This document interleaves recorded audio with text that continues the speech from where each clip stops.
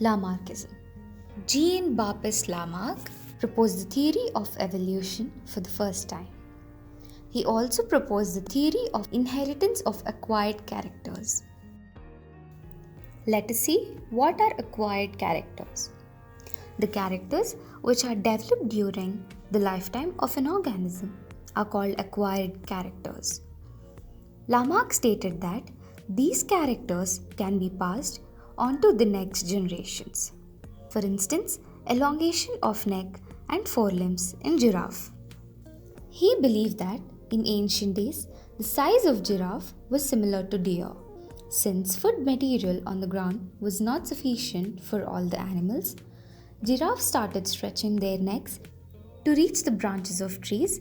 Because of this continuous stretching of neck, after few generations, giraffe developed long neck. This was the theory called inheritance of acquired character.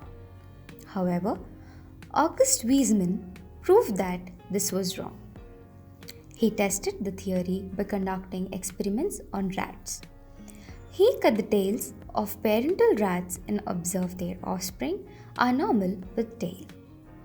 He repeated the same experiment for 22 generations and observed offspring with normal tails. By this, he concluded that change occurred in body are not inherited by their progeny.